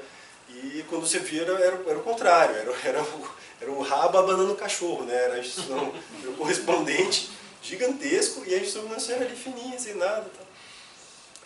Isso gerou preocupação também. Então, estava ruim de um lado, porque Fair Play não está funcionando legal, do outro também está ruim porque funcionar como correspondente não está legal. E aí que vem a ideia de formalizar, né, e legitimar a atuação dessas empresas, das fintechs, como empresas independentes, como instituições independentes, né, e com sua própria organização, etc., independente de uma outra instituição financeira. O marco regulatório, vamos dizer assim, né, a base é a resolução 4656 de 2018, como eu estava dizendo, e, como eu disse, ela foi feita em cima do caso Fair Place. O que ela usou assim, como modelos, né? Ela se inspirou no que havia ao redor do mundo, tá? E aí eu vou voltar aos slides lá, para criar esses dois tipos de instituição. Sociedade de crédito direto, tá? Que são instituições que vão funcionar apenas com capital próprio, tá? Que não podem captar recursos junto ao público, exceto por meio de emissão de ações, né? Então, se elas abrem o capital, emitem ações, elas podem captar desta forma. Não podem fazer captação, por exemplo, com um CDB, um depósito, né? Ou então um outro título comum às demais instituições financeiras, tá? As letras de câmbio, etc., elas não podem utilizar. E a sociedade de empréstimo entre pessoas. Tá? Qual que é a diferença entre elas? Bom, então, a sociedade de empréstimo entre pessoas são umas plataformas, são basicamente plataformas, são marketplaces, etc., que viabilizam a realização de empréstimo direto entre as pessoas. Tá? Então, ela se torna um viário o encontro entre as pessoas, e aí, nesse caso, a situação é inversa. Veda-se o uso do capital próprio. Então, você tem uma modalidade que só pode usar o capital próprio, a única captação é por ações, mas no fundo é o capital dela, né? E a sociedade de investimento de pessoas que não pode usar o capital próprio. Ela tem que só fazer o match, fazer a aproximação entre as duas instituições.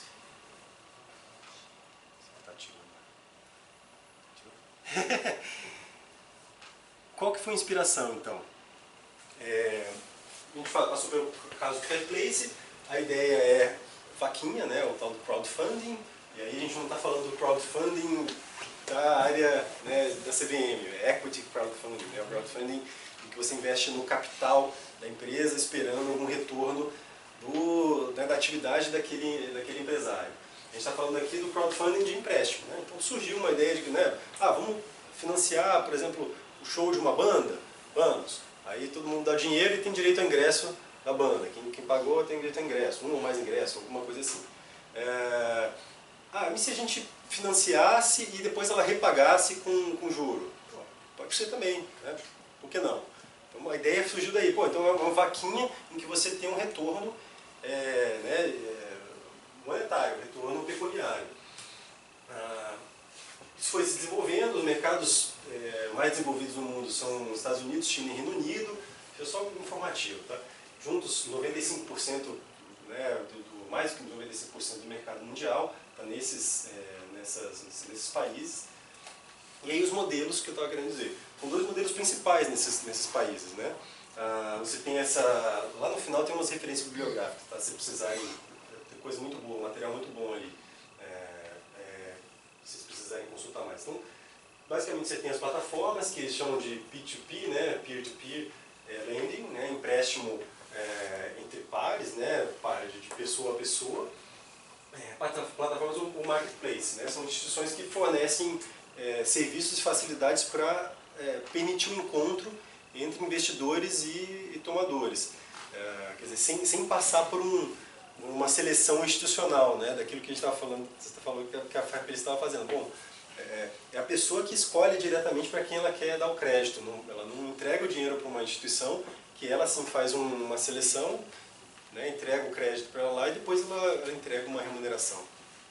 Esse sistema que você entrega para a instituição e ela faz a seleção do portfólio é um sistema mais da intermediação, né, tradicional, intermediação financeira tradicional.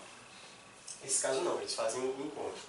P2P lending e o balance sheet, que é o balanço, né, quando a instituição empresta com seus próprios recursos, com o dinheiro que está no seu balanço, vamos dizer.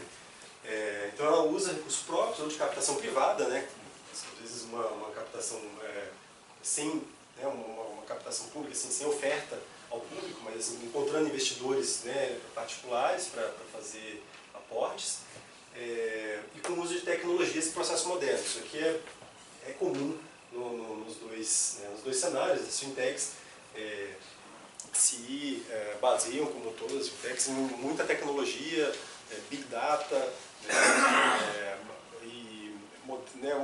plataformas, né, amigáveis aos usuários, né, fáceis de serem utilizadas para poder modificar essa relação das pessoas com o sistema financeiro.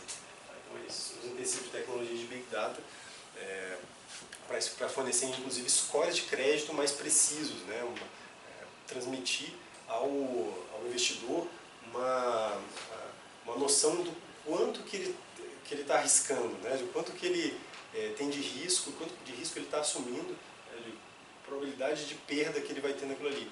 Para ele saber se ele deve cobrar mais ou menos, se está justo o que ele está recebendo de remuneração, né, o juro que está sendo cobrado naquela operação. Em termos de regulamentação, né, na Europa, né, Reino Unido, a China, alguns países da Europa, os Estados Unidos, Indonésia e tal, tem regulamentação sobre isso já. E variam em diversos aspectos, tá? Não há uma constante ou melhores práticas, etc. sobre isso não. Mas regulamentaram de alguma forma para até permitir, como eu estava falando, né, como acaba caindo na ilegalidade, então para permitir o desenvolvimento dessas empresas, eles regulamentaram para ele funcionar. O que a gente pode tirar, né, observar dessa prática, né, das realidades regulatórias em diferentes países? Elas variam, as abordagens variam conforme as fontes de recurso utilizadas. Tá? E aí o que a gente vai ver, assim, uma preocupação maior dos reguladores quanto mais de terceiro é o recurso. Né? Então, se ele está usando recursos próprios, o regulador fica ou de uma captação só com investidores, né, qualificados, institucionais, né, fundos, etc. A autoridade reguladora fica mais tranquila. Por quê? Porque está tratando entre iguais, pessoas com nível de informação, de conhecimento, etc. semelhante, né, elas têm noção do risco que está sendo assumido.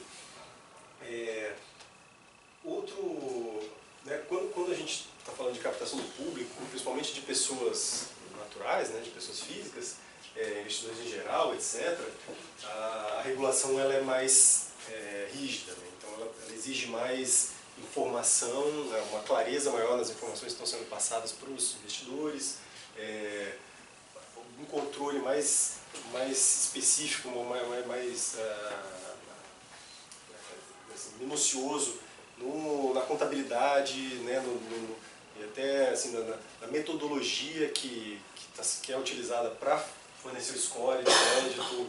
Enfim, uma série de coisas são feitas por causa desse pessoal aqui que está sendo objeto né, que é o público-alvo, né, objeto da atuação daquela instituição. Mas há também, claro, né, preocupações de adequação entre as ofertas, o perfil do investidor. Então, principalmente quando a gente está falando aqui de captação pública, né, a instituição, né, a CVM tem algumas instruções sobre o tema, a suitability, né, que é essa definição do perfil do investidor. Para você, a instituição tem que definir bem o perfil do investidor para poder oferecer um produto adequado para aquele perfil. Ela não pode oferecer, por exemplo, um produto arriscado, muito arriscado, para alguém com um perfil conservador, né? A pessoa que só aplica em títulos públicos federais, né, poupança, em instrumentos bem pouco arriscados, fundos DI, etc., tem um perfil conservador. Ela não pode ter, então, acesso a produtos com perfil, né, com perfil de risco não é muito arriscado. Então, existe essa preocupação de fazer com que essas instituições tenham façam esse alinhamento. E também é uma questão de alinhamento de interesses entre a instituição e os investidores. Tá? Que aí a gente está falando aqui basicamente de onde que a instituição tira a receita, como que ela ganha dinheiro, né? E o que ela está vendendo para os investidores. E aí basicamente se ela ganha, por exemplo, dinheiro pela mera intermediação dessas operações, com a corretagem, etc., para ela, quanto mais operações ela fizer, melhor, quanto mais dinheiro que ela vai ganhar, certo? Se ela não tiver nenhum compromisso financeiro mesmo, de que aquele score de crédito que ela deu, aquela operação que ela vendeu como sendo uma operação super segura, realmente corresponda à realidade, ou tenha uma firmeza na metodologia, um eventual prejuízo desses caras aqui, né, nessas operações, não vai refletir em nada nela. Então ela vai realmente ter interesse de bombar, vamos dizer, né, as avaliações de crédito, fazer, né, dizer que as operações de crédito que estão registradas lá na plataforma dela são melhores, porque isso vai atrair mais investidores, certo? Operações mais tranquilas, menos arriscadas. E aí ela vai bombar a receita dela. De tal forma que há um desalinhamento entre interesses, certo? O interesse do investidor é ter uma avaliação de risco precisa para ele saber se aquela taxa de juros que ele está cobrando corresponde ao risco que ele está tomando, certo?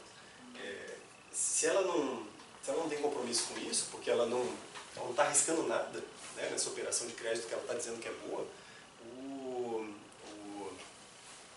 no final das contas, você pode ter um comportamento oportunístico dessas instituições.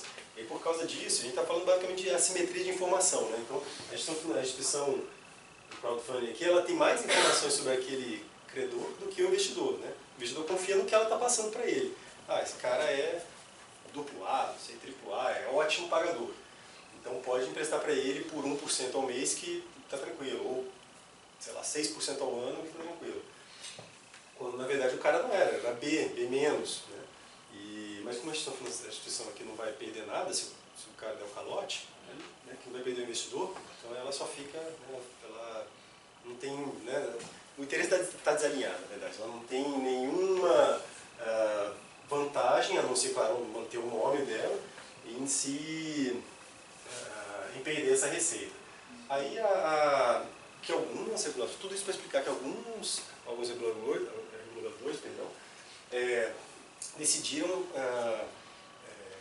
acho que nos Estados Unidos é assim, no Reino Unido também, decidiram que as instituições têm que assumir risco de crédito na operação, entendeu? Então ela faz lá uma plataforma, etc., mas ela pega ali 5%, uma coisa assim, do risco para ela. Então ela fica responsável também por pelo inadimplemento, ela sofre os efeitos do inadimplemento daquela operação.